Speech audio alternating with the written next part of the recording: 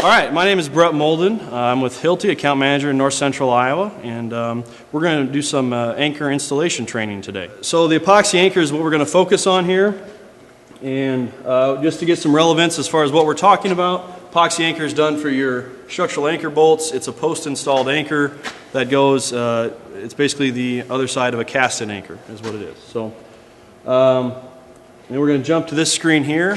So for Hilti epoxy anchors, we've got two types of epoxy here. We've got a fast cure epoxy, which is the kind of epoxy of choice.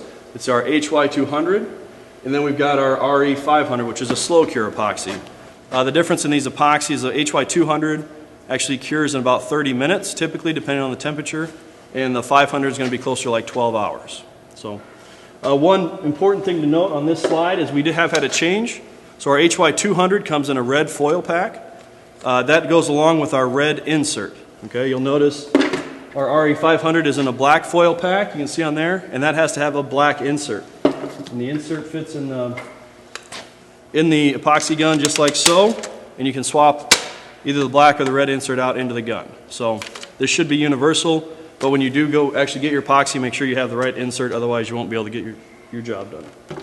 The things we need to actually install the anchor, obviously our drill bit, our drill, which I've already actually drilled the holes here, pre-drilled the holes just to speed things up a little bit.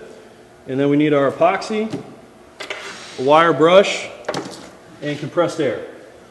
Okay, so Hilti subscribes to a 2x2x2 installation method. And you'll see here, this is kind of an example of other of our competitors. A whole list of kind of the 2x2 here at Hilti. And then 4x4 is what the rest of the market requires for installation. So what 2x2x2 means is blow it out twice with compressed air, brush it out twice with a wire brush, and then blow it out twice again with compressed air. So I'm going to put my safety glasses on here. And what we're going to do on this one, I've got 3 holes here. So I've got one hole I'm going to do the correct preparation method, one hole I'm going to do nothing, and the last hole I'm just going to blow from the top, which is what happens a lot of times on a job site. People think that will suffice. All right, so I'm going to take my compressed air, put it all the way to the bottom of the hole. It's important to start at the very bottom of the hole. We're going to shoot it out like that, once, twice, okay?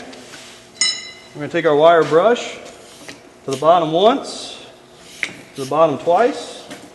We're going to take our compressed air again, to the bottom once, to the bottom twice. So that's the correct installation method on that hole, okay? So I'm going to go all the way to my 3rd hole here, and I'm just going to blow from the top and see how it does, all right? So that's just blowing from the top of the hole, walking by, blowing it out a little bit. And you'll notice safety glasses are a good idea because of all the dust, for sure. All right. So we're going to get a good look at how this actually cleans the hole. We're going to just pull this back. All right, so you can see the difference in how these holes actually get cleaned. This one is done with the correct method. You can see the epoxy can go all the way to the bottom of the hole. You get your full embed. You're also touching, there's no dust on the side of the hole at all, so it's done correctly.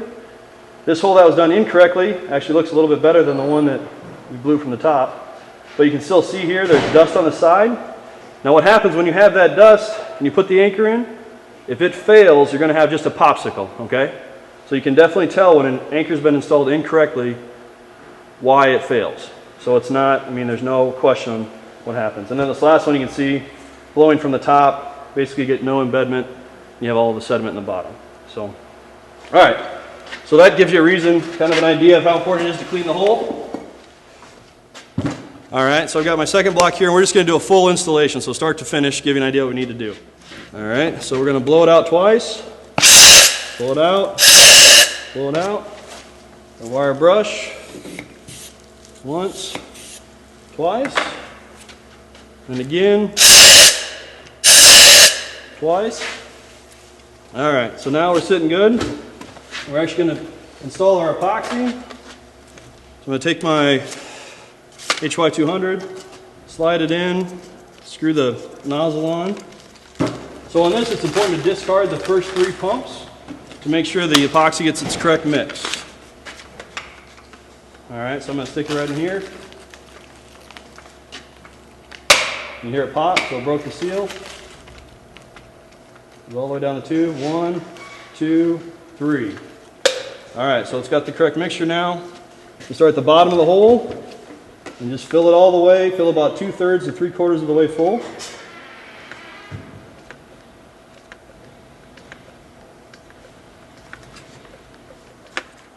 Take my threaded rod, and as I stick it in, I'm just going to twist a little bit. You can see it's coming right out of the hole there. So that's the perfect insulation. You don't want to spin it in, otherwise you create kind of a void between the threads and the epoxy. So just a slight quarter turn as you put it in there. And then when you're on site, you want to make sure to wipe this away because it's going to turn basically into concrete and be very hard to get off there. That's the installation method for Hilti Epoxy Anchors. Thank you for your time, and we appreciate your business.